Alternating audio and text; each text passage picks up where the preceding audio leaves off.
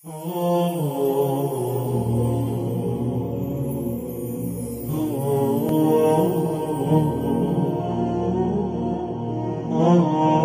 الله الرحمن الرحيم. الحمد لله والصلاة والسلام على رسول الله وعلى آله وصحبه ومن والاه.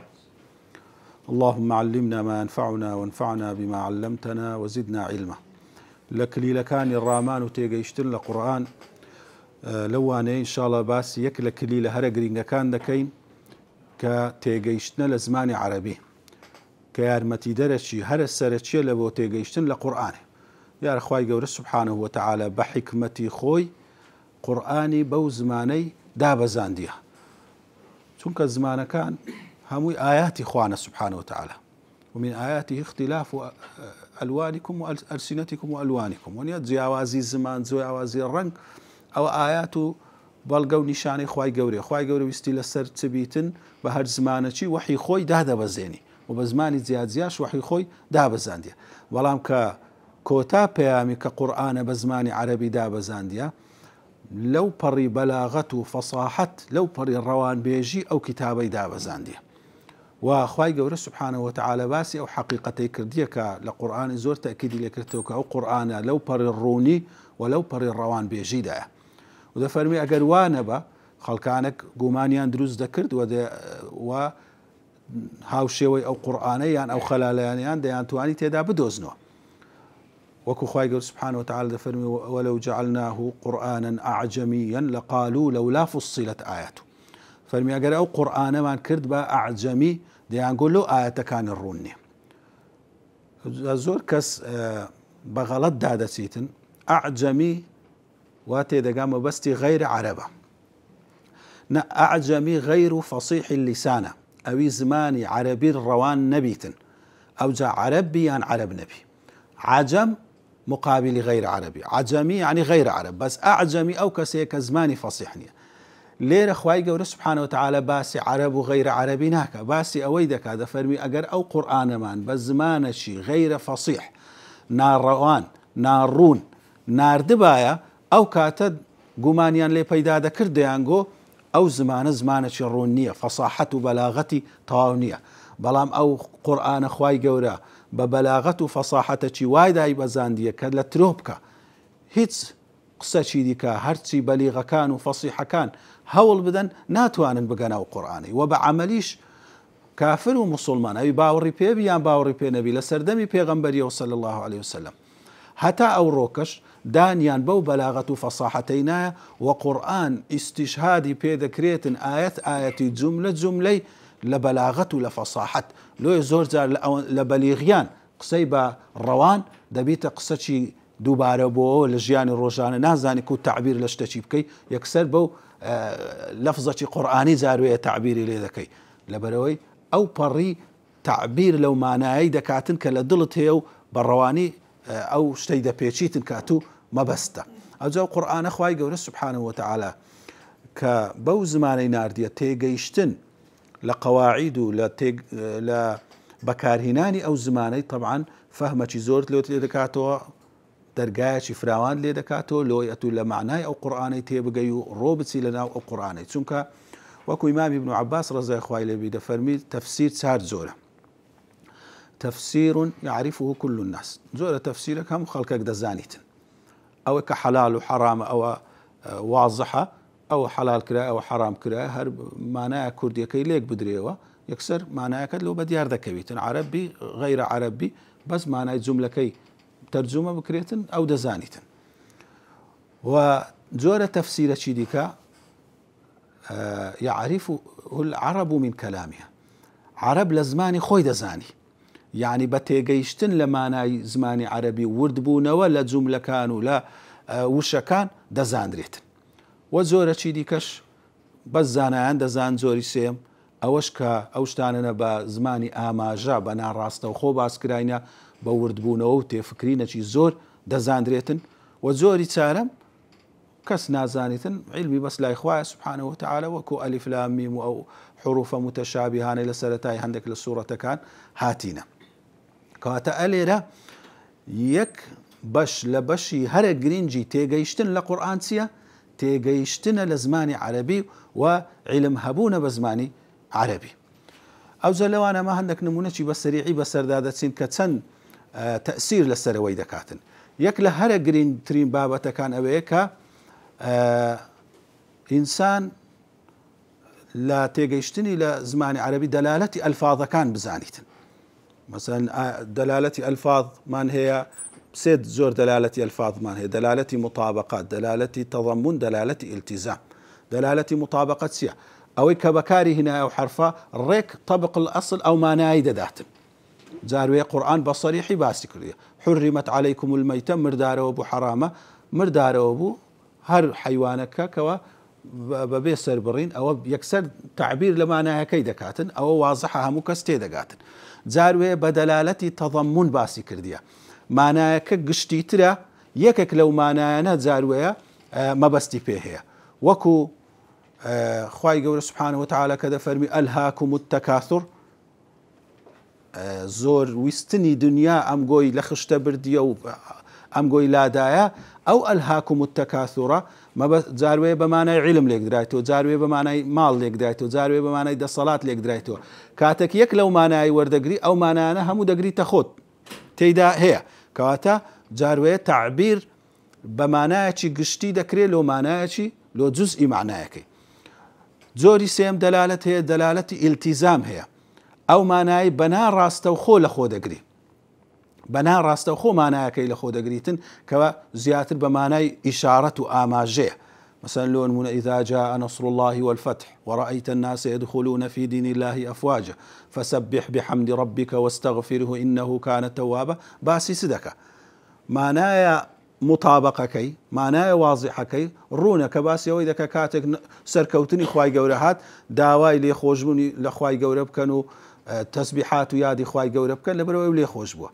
بەڵام کاتێک کە دەلالەتی ئیلتیزام چیە؟ مانای ئاماژەکەیە کە بە ناڕاستە خۆ دەیداتن، کانەمە کە سەرکەوتن هات و وەزیفەی تو ئەی پێغەمبەر عەلەیهی سەڵات وەسەلام تەواو بوو. کاتەها ئیبن عەباس دەرێ ئاماژە بوو لە بۆ لە بۆ وەفاتی پێغەمبەری عەلەیهی سەڵات وەسەلام. بەڕاستەوخۆ نییە، بە ناڕاستەوخۆ قسە لەگەر دەکە. لێکردنەوەی ئەو دەلالەتانە زۆر مهمە. بزانی ئایا قورآن طبعا بە حیکمەتی خۆی خوای گەورە سبحانه وتعالى هەندێک بابەت هەیە ڕاستەوخۆ باسی کردیە بە دەلالەتی مطابقە، یان بە دەلالەتی تەضەمون. هەندێک هەیە بە دەلالەتی ئیلتیزام باسی کردیە، لەوەی ئینسان زیاتر فکر لێ بکاتەوە و لە ئاماژەکانی قورئانی لێ تێبگاتن. کەواتە ئەو مەسەلەی دەلالەت الألفاظ شارەزابوونە زیاتر فکرت دەکاتەوە لە بۆ تێگەیشتن لە قورئانێ. لە زمانی عەرەبی وەکو تێگەیشتن لە زمانی عەرەبی لە بۆ چ لە بۆمە زۆر گرینگە لە هەموو ئاستەکانی. ئاستی یەکەم لە دەلالەتی حروفی، یعنی حرفێ لە زمانی عەرەبی کە خۆی معنا نادا، بەڵام لەگەر غەیری خۆی معنای دەدا، وەکو عەلا و عەن و ئیلا و ئەوانە. هەتا دەلالەتی ئەو حروفانە لە قورئانێ مەقسوودە، لۆ ئەلێرە ئەوەی بەکارهێنایە، لۆ لە شوێنێکی دیکە ئەوەی بەکارنەهێنایە. ئەوجەمە هەر بە خێرایی بە نمونەک بەسەریدا دەسی مەسەن خوای گەورە کاتێک باسی ئەو کەسانە دەکا الذين هم عن صلاتهم ساهون، ئەوانەی عن لە بۆ تەجاوزە، یعنی تێپەڕاندن لەسەری، ئەوانەی لەسەر نوێژەکانیان سەهو دەکەن. لێرە ئیوا هێوا تێگەیشتیە بە مانای فی تێگەیشتیە، ئەوانەی لە ناو نوێژەکانیان سەهو دەکەن. یەکێک وا تەفسیری کرد لە حتى والله أعلم لە سەلەفە، دەڵێ مەبەستی پێ لەو ئاەتەی چییە؟ جوابی داوە گوتی مەبەستی پێ ئەوەیە مەسەلەن لی تێک دەچیتن دوور کەعاتی کردیان سێر کەعاتی کردیە لە ناو نوێژەکەی تووشی سەهو دەبیتن. وتی نا، ئەوە لێرە فەرمووتی عن سەڵاتیم، یعنی بەگشتی لە نوێژەکەیان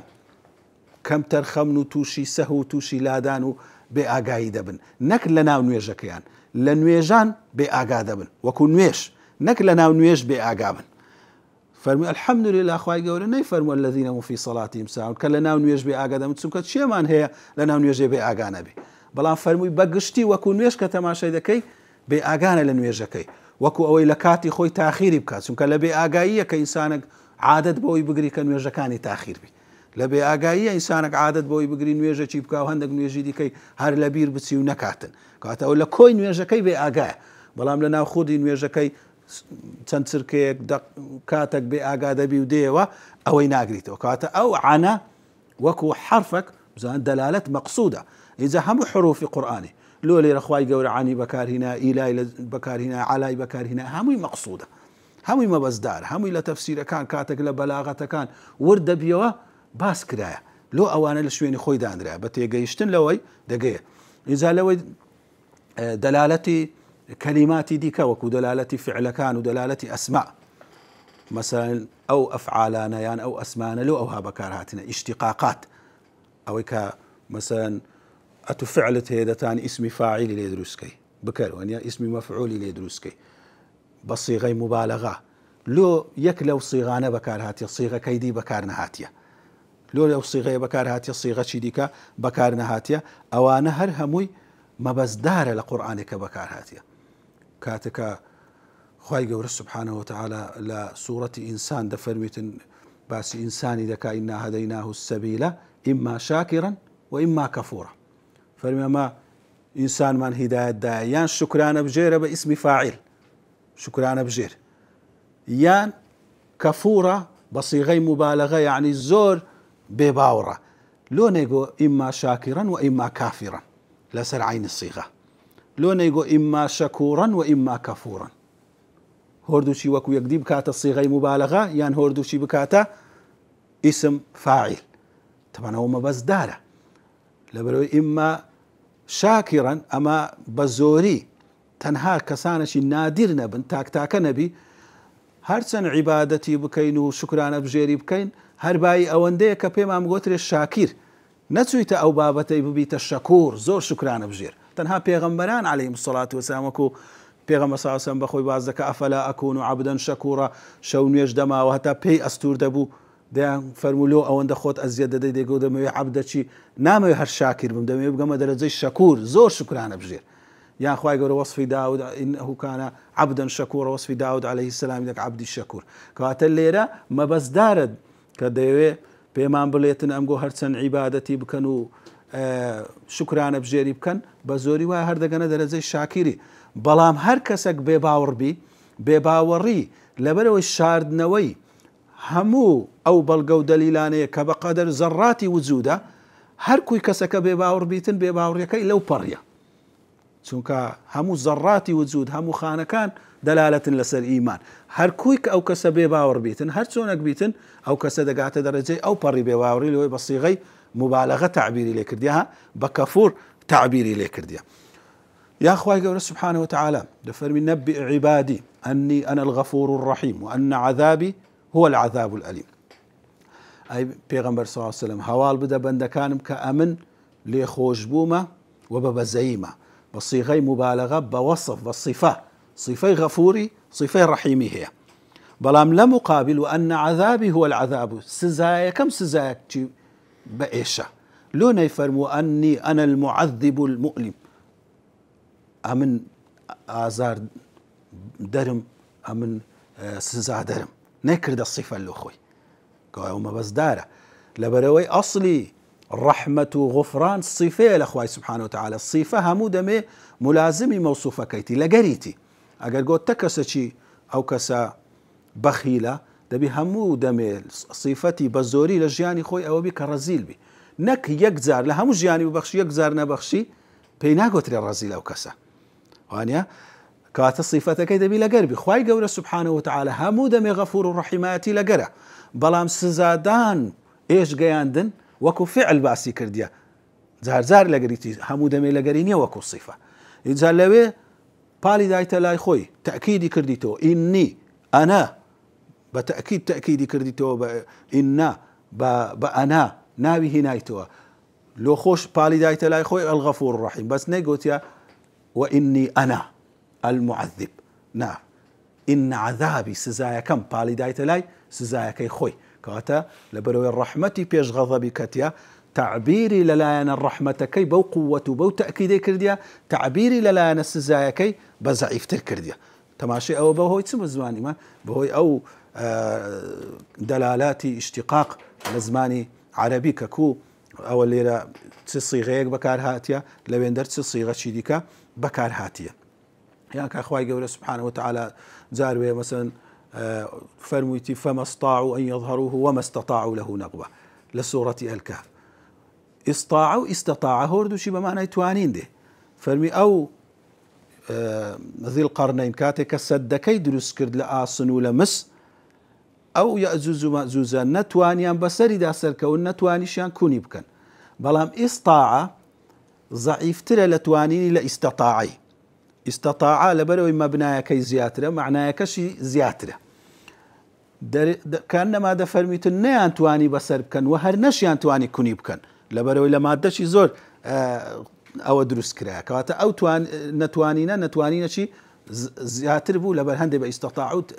تعبيري لك كواتا ماشي حتى يك حرف لنا أو فعلي تأثيري لمعناها كيكرت بما بس هاتيا شو كما استعهيد كسك ناتواني كلام إخوة سبحانه وتعالى كلام بشري ناتواني حسابي أو وردكاريك والله إخوة قول سبحانه وتعالى لا كلام إخوي حسابي همو وردكاري شي تذاكر دي إجا أو وكو مثلا دلالتي ألفاظ كان مثلا لو نمونا هر لدلالتي كلماتي بتيوسر الريشة أصلي وشكي لتهاتيا هم بمعنى هاتيا كاتك هذا سيوسر أصلكي زار التصوير وتمثيل شي زور جواني أو حقيقتي دكا لير أو شيء بكارهنا لشوينا شي ديكا راستاتو رنگ بري مرادفة همانو شيء بس نا معناه شي زياتر دا فائدة شي زياتري هي لبر هندي أو شيء لير غوريا بوشة شي ديكا لون من أخوي قول دفن فإن للذين ظلموا ذنوبا مثل ذنوب أصحابهم فلا يستعجلون أو كسانك بباورن ذنوب لزماني عربي معناه تسيا لتفسير كانت ما شادكي بش نصيب دفرمي أوانيش بش السزايان هي أواني استمكارن وكو أواني بيشي سزايان هبو بشي خوان هبو بلام كاتك كذا سيواسر أصلي ريشي وشكي معناه زياترت لو بدي أردكوي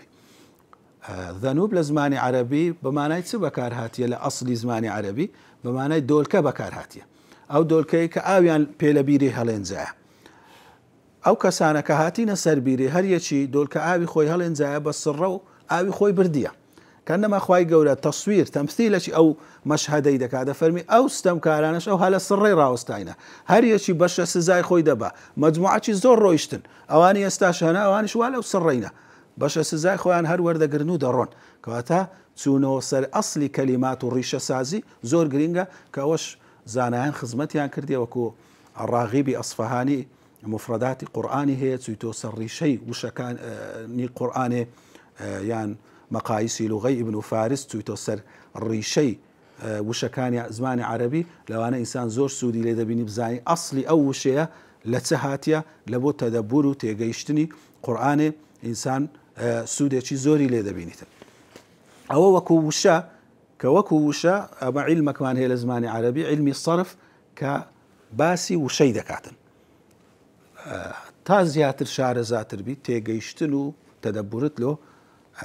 وشكاني قرآني زياتر دبي إجار لآستي دوام لزماني عربي لسر آستي جملة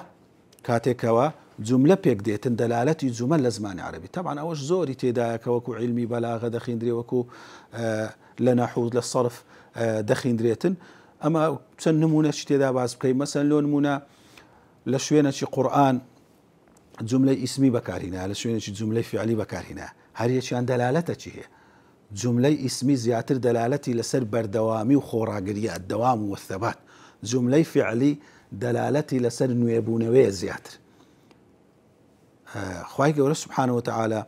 كاتب مثلا لون من فرمي الحمد لله رب العالمين لون يفرموا مثلا أحمد الله بجملة فعلي الحمد لله لو دلالتي الثبوت بك بالدوام بك ببردوامي بثابتي حمد له خداي سبحانه وتعالى برام لشويني ديكا مثلا لون منباسي أهل جهنم إذا كذا فرمي يصلونها يوم الدين أو سزاي دتشيجن بفعل هنايتي بجملة فعلي لو دلالة لسرك أو سزاي يك سزانية بردوام يك نوع سزابي وثابت بي سزاي شي نويبووية هر زاري زوري سزاي كان دا قوري زياد دكاتن زو بشيوازي زياوازة فاتا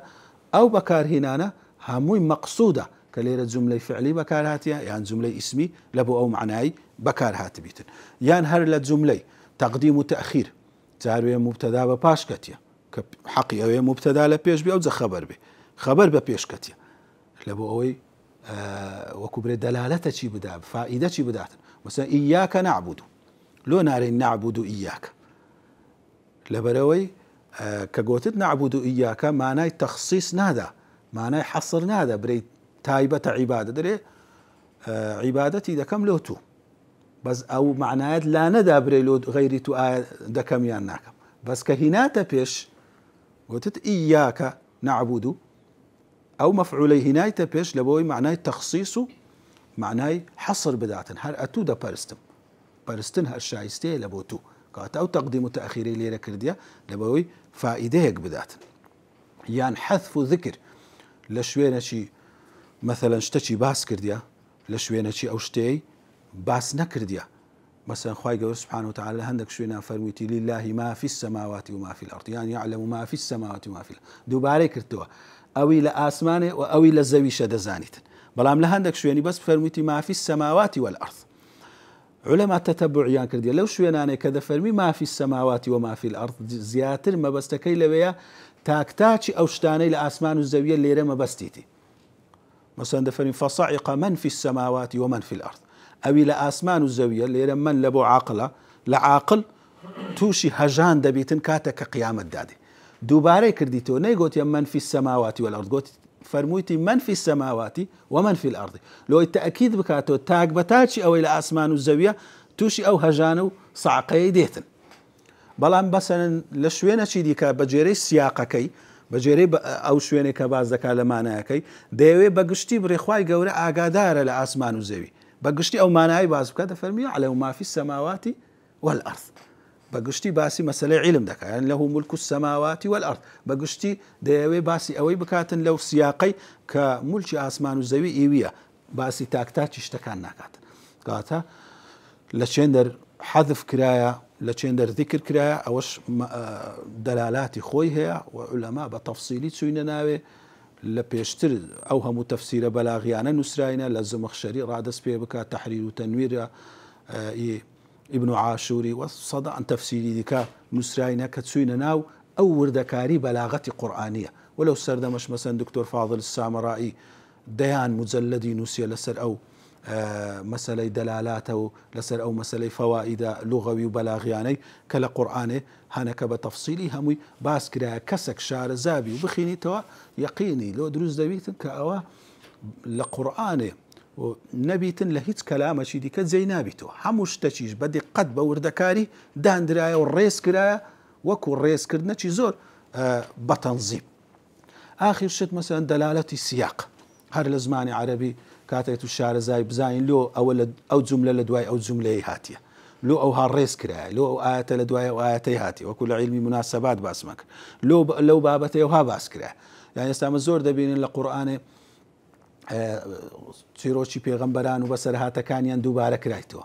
طبعا هەر یەکە لە هەر شوێنەچی بە پێی مەبەستی ئەو سوورەتەی باس کرایە مثلا لۆ نمونە بەس لە سوورەتی عنکەبوت باسەکە کاتێک تەماشای سەرەتای سوورەت و کۆتایی سوورەتەکەی دەکەیت باسی ئیبتیلایە تاقیکردنەوە ئیسان تووشی تاقیکردنەوە دێ لەبەر ئەو دینەی لۆی دەربکەویتن چێ ڕاستگۆیە لەگەر خوای گەورە و چێ ڕاست ناکا لەگەر خوا سبحانه وتعالى لەوێ کە باسی پێغەمبەران دەکات عەلەیهی سڵات وسەلام باسی مەوضعی شایەت شوێنی مەبەست کە مەبەستی پێ ئەوەیە کە لایەنی ئیبتیلای و پێغەمبەران عەلەیهیم سڵات وسەلام دەربخاتن لە شوێنەی دیکە کە باسی سەرنجام دەکات بزانین سەرنجامی ستەمکاران چییە لەوێ باسی ئەو مەوضعی زیاتر زەق دەکاتەوە لەو چیرۆکی پێغەمبەرانەکە ئەوەمان لە بۆ دەربخات کەواتە بە جێرەی سیاقەکەی ئەو ئاەتانە هەمووی لەگەر یەکدی هاتیە یان لۆ نمونە سیاقی جوملەکان لۆ لە دوو یەکدی هاتیە اعلموا أنما الحياة الدنيا لعب ولهو وزينة وتفاخر بينكم وتكاثر في الأموال والأولاد هەمووی لە دوو یەکدی هینایە هەندێک زانایان دەفەرمون ژیانی دنیای تەسویر کردیا وەکو لەعیبون وەکو گەمەی منداڵان سەرەتا منداڵە خەریکی گەمەیە دوایە کە هەرزەکار دەبی خەریکی گاڵتەیە و ئەو شتانێک کە سەری خۆی پێگەرم بکاتن ئەوە پێی ناگوترێ لە پێی دەگوترێ لەهو خۆی سەرگەرم دەکات ئەو جارە کاتێک گەنج دەبیت و تەواو زیاتر زینە سەرنجی ڕادەچێشی جوانی لۆ پیا و لۆ ئافرەتی ئەوجا زیاتر کە دەکەویتە ناو عمر و کامل دەبی تەفاخور خۆ هەڵکێشان چەندم منداڵ هەیە چەندم پارە هەیە چەند کەسابەتم هەیە چەند خانیم هەیە چەند سیارەم هەیە ئەو مەرحەلە دێ ئەوجا لە ئاخریەوەش نامینێ وتەکاثر في الأموال والأولاد ئەوەی بەجێ دەمینێ لە پاشی خۆی لە تەمەنی گەورەی پیری زیاتر دەبیتە مەسەلەی خۆ هەڵکێشان لەسەرەوەی چ بەجێ دەمینێ لە پاشی لە منداڵ یان لە سەروەت و سامانێک کە هەیتی بەس ڕقەمەکان کاتە ئەلێرە سبحانڵە دەبینی کو تەسویری وەزعەکەی هەموو ئەو جوملانەی لە سیاقی خۆی هینایە کاتە ئەو لێ کۆڵینەوە ئەو لێ وردبوونەوە لە لایەنی زمانی عەرەبی لۆ کەسێکی بیەوێ بەڕاستی بچیتە ناو قوڵایی مانایەکانی قورئان وەلەی تێبگاوە تێی ڕابمینی و بزانی بەڕاستی ئەو قورئانە چ گەوهەرێکی تێدایە دەبی هەوڵ بدا زمانی عەرەبی خۆی پەرە پێ بداتن لە سەرف لە نەحو لە بەلاغا لەوەی بەڕاستی بتوانیتن تامی قورئانێ بکە وەلێ تێبگا و بچتە وەکو برێ قوڵایی مانایەکانی قورئان. صلى الله على نبينا محمد وعلى آله وصحبه وسلم.